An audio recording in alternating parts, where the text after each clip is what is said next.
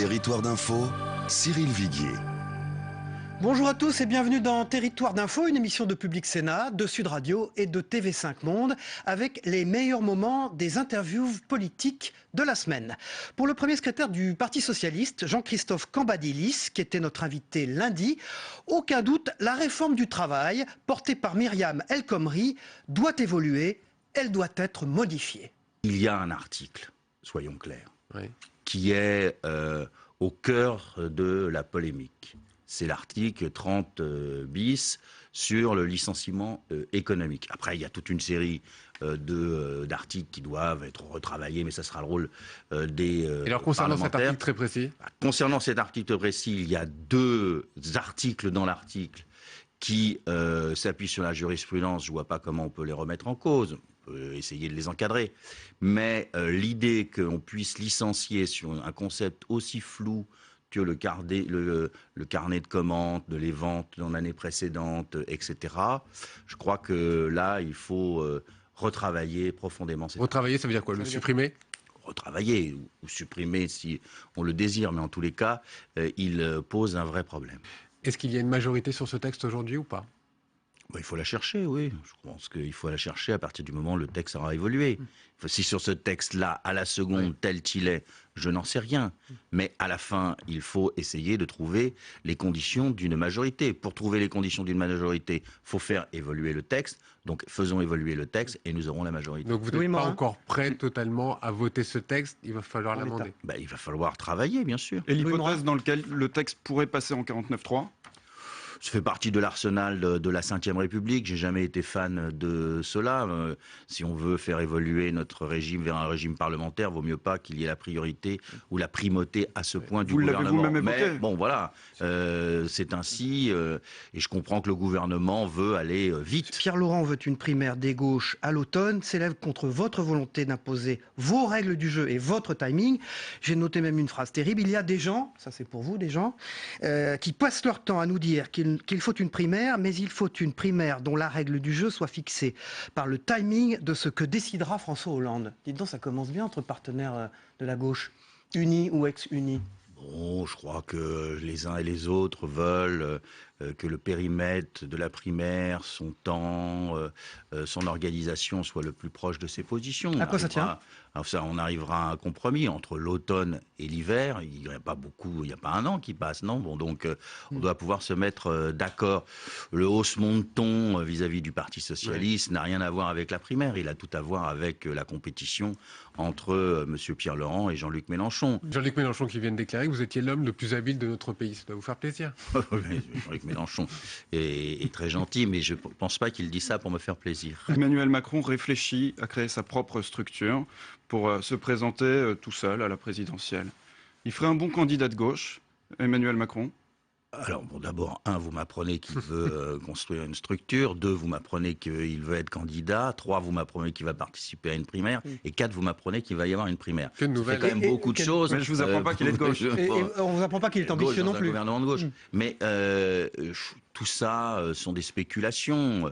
Je crois que Emmanuel Macron ne voudra pas ennuyer le président de la République s'il était candidat. S'il y a une primaire, il faut, si les socialistes doivent être à l'aise, il faut que le président puisse se présenter.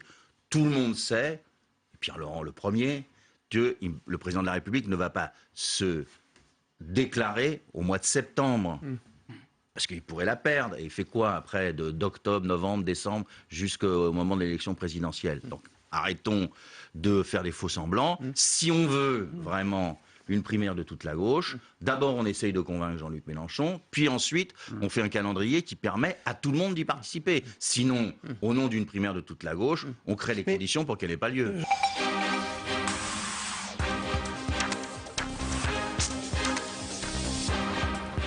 Problème de méthode, la réforme du travail est nécessaire, mais le gouvernement s'y prend mal. C'est ce que souligne la vice-présidente du MoDem, Marielle de Sarnez. La députée européenne était notre invitée sur ce plateau mardi. D'abord, est-ce que cette réforme est nécessaire? Oui, nous disons depuis très longtemps avec François Bayrou qu'il faut simplifier le code du travail, qu'il faut mettre plus de souplesse. Ça, c'est absolument une évidence. La réforme est possible Après, dans ce pays. La réforme est possible, mais je crois que il faut pas s'y prendre de la manière dont s'y prend le gouvernement.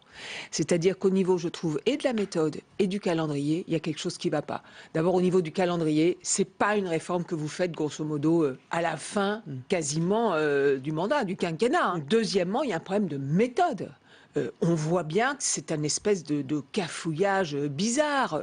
On apprend qu'il y a un avant-projet de loi en lisant les journaux le matin, qu'il y aura peut-être le 49.3. Ensuite, la ministre qui a dit 49.3 dit « Ah non, c'est pas souhaitable parce que le président de la République, visiblement, lui a tapé sur le bout des doigts. » On entend des ministres poids lourd du gouvernement quand même, Ségolène Royal, Jean-Marc Ayrault, qui disent « Ah quand même, ce texte ça va pas, va falloir le rééquilibrer ». Écoutez, c'est quand même problématique. Sur les réfugiés, le démantèlement de Calais tel qu'il se projette, est-ce que d'abord sur le fond, est-ce qu'il faut faire ça? Et comment faut-il le faire? Le ministre de l'Intérieur hier a dit on va faire ça par la persuasion et non pas d'une façon brutale. Mais il a raison. C'est la bonne méthode. J'espère que ça se vérifiera dans la journée. Mais oui, bien sûr qu'il faut faire ça par la persuasion. Est-ce qu'on peut laisser les migrants, les réfugiés dans l'état d'insalubrité, dans ce campement, dans cette jungle? Non, vous avez vu, vous connaissez cette jungle. Il n'y a pas un camp de réfugiés dans le monde où les conditions de vie soient dégradées à ce point-là. Mais il ne faut pas qu'elle aille se reconstituer ailleurs, dans la ville, plus loin, comme ça c'est déjà fait par le passé. Donc il faut vraiment trouver une solution d'accueil qui soit humanitaire et pérenne. Deuxièmement, il faut régler la question sur le fond. Et régler la question sur le fond, ça passe, à mon sens, par une discussion qui doit se réouvrir avec la Grande-Bretagne, avec le Royaume-Uni. Les accords du Touquet n'étaient pas, à mon avis, de bons accords, ceux qui ont été signés par Nicolas Sarkozy.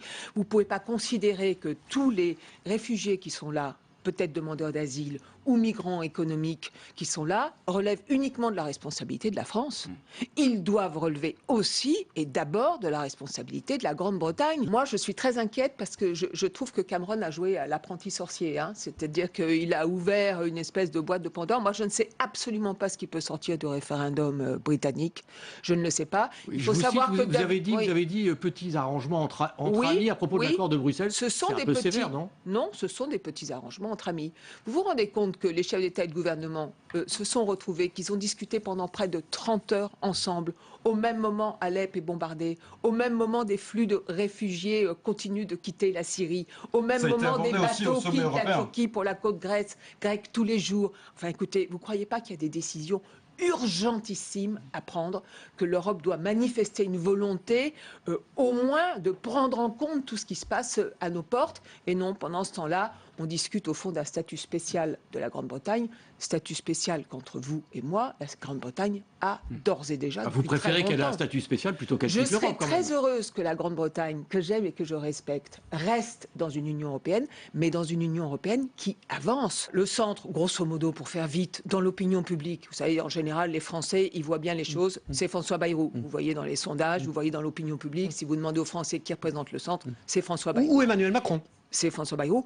Emmanuel Macron, il représente une frange de la gauche qui est intéressante, qui est ouverte, c'est un centriste, qui est progressiste. C'est un centriste. Non, mais moi, je n'estampille pas. Mais est-ce qu'il va falloir, pour redresser le pays, pour relever tous les défis que nous aurons à relever dans 2 ans, des rassemblements larges? La réponse est oui. Vous vous êtes déclaré très sceptique sur cette primaire, la primaire à droite et au centre.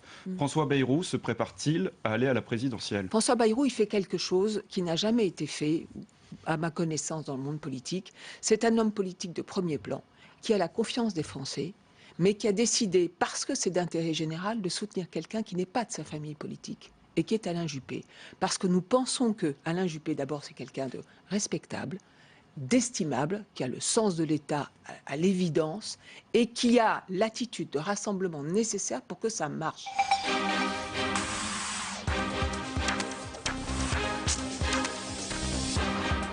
Le nouveau secrétaire national d'Europe Écologie Les Verts, David Cormand, qui était notre invité mercredi, est favorable à une candidature écologiste en 2017, mais il reconnaît que son parti a un vrai problème avec l'élection présidentielle. Je pense que c'est le résultat du fait que les écologistes sont nuls au rendez-vous présidentiel.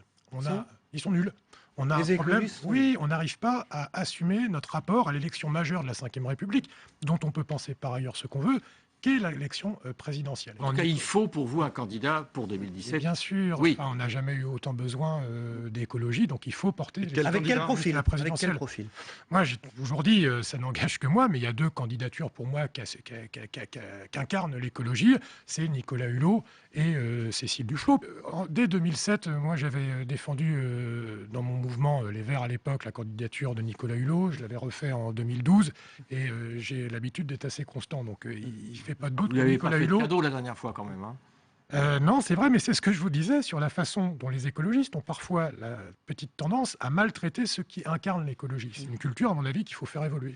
Je pense que pour la séquence politique qui s'ouvre, ça ne va pas se résumer uniquement à une question de leadership. Avant de savoir qui, moi je veux savoir pourquoi faire. Avant de parler du périmètre des noms, je parlais du périmètre de fond. Donc ça veut dire C'est non. quoi le projet pour 2007? Ça veut dire non, pas de participation à la Non, primaire ça veut dire, on parle déjà du périmètre de projet. Vous savez, l'initiative Notre Primaire d'Annie Cohn-Bendit notamment, il n'y avait pas tellement de périmètre de fond. Il y en avait il y avait un quand même périmètre, c'était sur la question de la réforme constitutionnelle et de la déchéance de nationalité. Quel sens ça aurait d'inclure dans une primaire ceux qui défendent et qui assument cette réforme constitutionnelle? Vous savez, j'étais très proche d'Emmanuel Cos, j'ai travaillé à ses côtés quand elle était à la tête du parti et j'ai vécu difficilement le choix qu'elle a fait, qui était un choix qui n'engageait pas qu'elle, mais un collectif, le collectif dont je parlais précédemment, qui est le Parti Europe Écologie. Qu'est-ce que vous lui avez répondu quand elle vous a dit ça au téléphone? Je lui ai dit que c'était, à mon avis, une très grosse connerie. Je pense que sur ces sujets structurels, il y a une évolution, une révolution même copernicienne à lever en disant, il faut faire la réduction du temps de travail. Aujourd'hui, la réduction du temps de travail, elle existe déjà, ça s'appelle le chômage. Et donc, soit c'est une réduction du temps de travail subie, c'est le chômage, soit c'est une réduction du temps de travail choisie. Et ça, c'était les 35 heures, et pourquoi pas demain, les 32 heures. Deuxième sujet, c'est qu'il va falloir arriver avec les gains de productivité à découpler les revenus du travail productif. Et ça, c'est l'idée du revenu universel. D'ailleurs, je note que c'est une idée nouvelle qui est défendue, y compris par des gens de droite. Et donc moi, pour réfléchir sur le travail au XXIe siècle, il y a 2 piliers, la réduction du travail choisi et le revenu universel. Et la façon dont c'est avancé par le gouvernement est profondément choquante dans une démocratie. C'est-à-dire que les gars commencent à dire, avant même de discuter, en disant « ça sera le 49.3 ». À quoi ça sert d'avoir un Parlement si avant ça l'exécutif dit c'est le 49.3? Donc, finalement, ils sont revenus dessus, Oui, sur le Morin. 49.3. Finalement, bien sûr, il n'en mais est pas question. J'ai entendu, mais c'est un amateurisme dingue. Pour les réfugiés de Calais, on s'achemine vers un démantèlement. On a vu hier que la Belgique renforçait sa frontière pour mieux contrôler justement les réfugiés. De votre point de vue, les écolos, on sait, sont très européens. Est-ce que vous avez l'impression qu'au fond, Schengen, aujourd'hui, c'est terminé, il faut l'aménager? Qu'est-ce que... Le sujet, en l'occurrence, c'est, si je peux me permettre, pas Schengen. Parce qu'aujourd'hui, il n'y aurait pas Schengen, on voit bien que les flux de réfugiés passeraient quand même. Donc le sujet, en revanche, là vous avez raison, c'est l'Europe. Moi, je suis saisi que la première puissance économique du monde, c'est l'Europe. La zone du monde la plus riche, c'est l'Europe. Soit aussi sourde et fermée par rapport à un drame humain colossal. Ça fait vrai pour l'Allemagne, par exemple, quand même, qui Oui, est plus oui. généreuse que d'autres pays d'Europe. Oui, l'Allemagne, mais on voit qu'elle est assez isolée sur ce chantier. Vous savez, on n'arrête pas de démanteler. On a démantelé à Calais et ailleurs des centres de rétention. Pour quelle solution? Qu'est-ce que ça veut dire? Ça veut dire qu'il faut les laisser dans la jungle de Calais? Non, ça veut dire qu'avant de démanteler, il faut accueillir les gens dans des situations de dignité. Très rapidement, une question sur Notre-Dame-des-Landes. Ce week-end, il va y avoir un nouveau rassemblement. Oui. Plusieurs milliers de manifestants sont attendus. Vous avez salué la consultation des citoyens, ce référendum. Si les résultats du référendum sont favorables à la construction de cet aéroport, est-ce que vous vous plierez? Non, moi, ce que j'ai salué, c'est le fait d'essayer de trouver une solution pour sortir par le haut de là où nous en sommes. Mais il y a des conditions. Alors, je ne vais pas faire une liste à l'après-vert, mais d'abord, c'est le périmètre de la consultation. On voit que là, en ce moment, M. Hérault, qui est censé s'occuper... Et pour de la vous, qui politique doit être internationale, consulté? Mais au moins l'ensemble du territoire concerné par cet aéroport. Le territoire, ça va jusqu'où? Enfin, c'est quel département? C'est tout le Grand Ouest. C'est la Bretagne historique, plus le reste des pays de la Loire. Bon, là, c'est pas très clair pour l'instant. Hein. Ah bah si, c'est très clair, c'est que pour l'instant, ils veulent le faire que sur le département.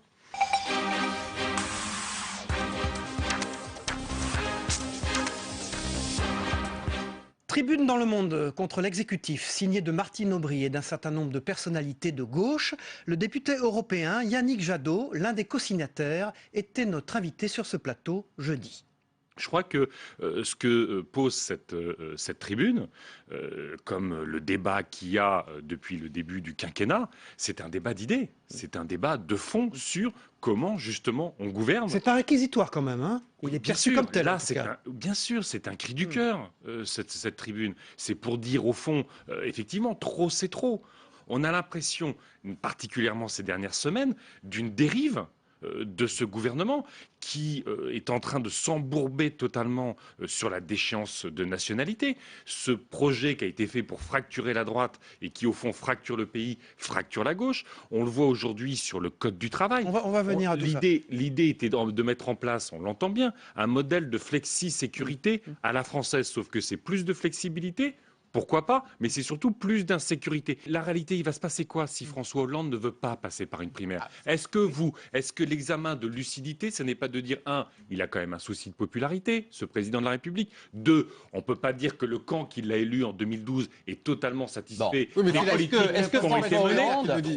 Trois, s'il y va, vous savez qu'il y aura une multitude de candidats à gauche s'il y va comme ça. Et donc, l'humiliation suprême, pas simplement pour lui, mais pour le reste du pays, c'est qu'il ne sera pas au second tour. S'il veut se présenter à la présidentielle, il doit passer par les primaires. Il doit à la fois Est-ce que Martine Aubry, faire le elle doit y aller ou pas? Parce que parler et faire des tribunes, c'est bien, mais il y a un moment où il faut prendre ses responsabilités et se présenter au suffrage. Vous avez, Martine Aubry décidera de faire ce qu'elle a envie de faire. Ce qui est important, c'est que ce qu'elle dit et ce que nous disons dans notre manifeste pour la primaire, c'est d'abord le débat, ensuite les candidats. Si nous commençons simplement par la question des personnes, nous tuons toute idée de primaire. Et je pense que Manuel Valls aujourd'hui est en rupture, à la fois par rapport au socle qui a permis l'élection de François Hollande en 2012, mais il est en rupture par rapport à des valeurs de gauche, par rapport à des valeurs aussi pro-européennes. C'est un appel à François Hollande pour trancher le cas Manuel Valls. Non, c'est un appel à François Hollande, c'est un appel aux sensibilités de gauche et écologistes pour dire la question n'est même pas dans cette tribune, la question n'est pas la présidentielle de 2017, la question c'est demain, qu'est-ce qu'on fait pour lutter efficacement contre le chômage, qu'est-ce qu'on fait pour accueillir dignement les réfugiés européens, qu'est-ce qu'on fait pour le sursaut européen et la dégradation climatique. C'est ça le sujet. Écoutez-moi, j'entends même la CFDT, qu'on ne peut pas qualifier de logique protestataire. Même la CFDT a d'énormes réserves sur ce projet de loi. J'entends Jacques Attali attaquer ce projet de loi. Au fond, est-ce que la solution au chômage, c'est d'avoir des heures supplémentaires mal payées, c'est de remettre en cause les 35 heures? Ça ne peut pas être ça la solution. Yannick Jadot, est-ce qu'il faut que ce projet de loi soit tout simplement retiré? C'est ce que nous demandons. Est-ce que la déchéance de nationalité, c'est la réalité du monde? Non, c'est un coup tactique de François Hollande pour essayer de fracturer la droite. Il s'est mis en difficulté sur la déchéance de nationalité. Pardon? Il s'est mis en difficulté uniquement sur cette question-là. Vous vous rendez compte? C'est ce qui a fracturé la gauche? Ça a participé de fracturer la gauche parce que c'est une rupture démocratique majeure. Un président de gauche qui utilise la Constitution, qui est notre loi suprême, qui utilise la Constitution, au fond, dans un jeu tactique électoral de 2017, oui, c'est une rupture démocratique majeure. La centrale de Fessenheim, vous parlez de réalité, a atteint le 2e meilleur résultat d'exploitation de son histoire. Est-ce que ça prouve que vous aviez tort? Non. Ça reste une vieille centrale dangereuse qui a des incidents en permanence. C'est une centrale qui est sous le niveau du Rhin. C'est une centrale qui est dangereuse. Vous pensez que Manuel Valls va la fermer? Ah mais je ne sais pas si Manuel Valls va la fermer, je ne sais pas si vous parlez de sa parole ou de la centrale. Va tenir sa promesse. Mais moi ce que je vois, c'est qu'en permanence, le patron d'EDF, qui est nommé par le gouvernement dans une entreprise publique, est en train en permanence de fouler aux pieds la loi de transition énergétique. Moi je veux savoir s'il agit sur instruction de Ségolène Royal, de Manuel Valls ou de François Hollande, ou s'il agit tout seul, et toutes ces déclarations à ce moment-là devraient le conduire à être sorti d'EDF.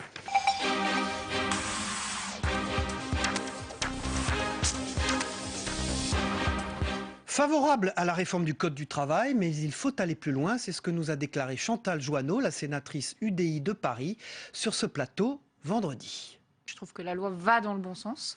Elle ne va pas assez loin pour nous, puisqu'on est On est effectivement libéraux et on l'assume. Donc elle ne va pas assez loin parce que le vrai sujet en France aujourd'hui, c'est le chômage. Mais ce n'est pas les chiffres du chômage qu'il faut regarder, ce sont ceux de l'emploi. Et ce qui va très mal en France aujourd'hui, ce sont les entreprises. Donc tout ce qui peut contribuer à la création de l'emploi est positif. Vous pensez qu'aujourd'hui, ce texte met la droite dans une situation délicate, étant donné quelque part, il vient couper l'herbe sous le pied de la droite qui aurait pu proposer ce texte lorsque vous étiez au pouvoir. Mais vous avez 100% raison. Il met la droite et le centre face à ses responsabilités. Soit on croit en ce qu'on dit et dans les orientations politiques qu'on propose, et dans ce cas-là, on contribue au texte et on le soutient et on contribue au texte en allant peut-être plus loin, effectivement. Soit on fait de la politique et on s'oppose parce que c'est le texte du gouvernement. Moi, c'est pas ma position, c'est vraiment pas du tout ma position. On aurait dû proposer ça. On aurait dû aller vers cette voie, effectivement, à l'époque. On ne l'a pas fait. Et c'est ça qui est incroyable aujourd'hui, c'est que ce type de texte, qui est quand même très libéral, c'est la gauche qui le propose. Donc je comprends les Français quand ils se disent « Oh là là, mais en politique, aujourd'hui, on ne comprend plus rien », parce que c'est la gauche qui propose des textes libéraux et la droite qui, finalement, risque de s'y opposer. Le vrai débat qui est très intéressant entre Valls et Aubry, c'est que Valls s'était toujours opposé aux 35 heures et que c'est quand même elle qui a porté les 35 heures. C'est pour ça que quand elle parle de modernité, quand on voit les conséquences que ça a eu concrètement sur la situation économique du pays et donc la situation sociale, puisque c'est quand même ce qui contribue au chômage de masse, la modernité de Martine Aubry, elle est quand même toute relative. Mais donc c'est ça, moi, le débat de fond qui m'intéresse entre les socialistes, c'est celui-là. C'est effectivement toute cette partie des socialistes qui en réalité peut-être parfois plus proche de nous, qui ne sont proches de ce qu'est réellement le socialisme et le néo-keynésianisme. Chantal Jouannet, on va parler d'économie. Budget 2016, Bercy cherche 7 à 8 milliards d'économies. Est-ce que la France va tenir son objectif de réduction du déficit en 2016 ? Est-ce que c'est un problème ? La Commission européenne a d'ores et déjà dit qu'elle doutait fortement qu'on soit en capacité de tenir les objectifs et qu'on serait à un déficit plutôt proche de 3,7 que de 3,5. Donc manifestement, non, ça va être compliqué. Et encore, enfin, le drame de cette affaire, c'est que là, on est dans une situation et un contexte économique en fait extrêmement favorable, avec des taux d'intérêt très bas, avec une situation internationale plutôt favorable, sans inflation. C'est-à-dire si demain, on observe une hausse des taux d'intérêt, ce qui serait quand même à un moment ou à un autre assez logique, qui est une défiance à l'égard des marchés, à l'égard de notre pays, la situation va être totalement catastrophique. Il faut un démantèlement, j'allais qu'il soit le plus rapide possible, sous réserve qu'on arrive à reloger ces personnes. C'est-à-dire que si on démantèle pour que simplement elles puissent aller reconstruire, parce qu'il faut bien qu'elles vivent quelque part, de toute façon, pour qu'elles reconstruisent un camp ailleurs, ça ne servira à rien. Donc toute la question centrale, c'est effectivement où est-ce qu'on les reloge. Et là, ça rejoint d'ailleurs un petit peu une proposition... Quand le ministre de l'Intérieur dit tout le monde sera relogé, vous le soupçonnez de mensonge ? Là, en l'état actuel, de toute façon, on manque de place. Bernard Cazeneuve ne nous dit pas la vérité. On a eu plusieurs expériences sur le camp de Calais où des personnes, même notamment des mineurs, ont été relogés à 60 voire 80 km. Ils sont revenus à pied parce qu'ils espèrent toujours passer. Le référendum sur la sortie ou non de l'Union européenne aura lieu le 23 juin. Est-ce que la Grande-Bretagne doit sortir de l'Union européenne ? Mais moi, qu'ils sortent. Franchement, qu'ils sortent. Qu'ils sortent. Écoutez, vu le mal qu'ils ont fait à l'Union européenne, à sa remise en question, on ne peut pas avoir à chaque fois les avantages sans contribuer au collectif et à la solidarité européenne. Les agriculteurs sont en crise. Certains disent d'ailleurs il ne faut pas y aller cette année à ce salon de l'agriculture. Est-ce que vous les comprenez? Est-ce qu'ils ont raison? Il ne faut pas y aller. Ça reste une vitrine quand même. Et ça reste le lieu où ils peuvent exprimer leurs difficultés. Sur les agriculteurs, toutes leurs doléances à l'égard effectivement du système de la grande distribution, ça je les comprends, mais alors 100% et 200%. On ne peut pas continuer avec ce discours qu'on voit encore s'afficher sur des publicités selon lesquelles la nourriture pas chère, c'est absolument formidable. La nourriture pas chère, ça ne permet pas de rémunérer des agriculteurs et des producteurs, et ça oblige parfois à rogner sur la qualité. Donc ça, je suis aujourd'hui, franchement, la grande distribution leur fait un mal incroyable. Michel Platini donc ne sera pas candidat aujourd'hui à l'élection de la FIFA. Vous le regrettez, vous? Ah non, pas du tout, non. Non, le système Blatter-Platini, je pense qu'il faut vraiment passer à autre chose et sortir le foot de cette hérésie de l'argent. Voilà, c'était les meilleurs moments de Territoire d'Info, une émission de Public Sénat, de Sud Radio et de TV5 Monde. On se retrouve à la même heure la semaine prochaine. Au revoir à tous et bonne semaine.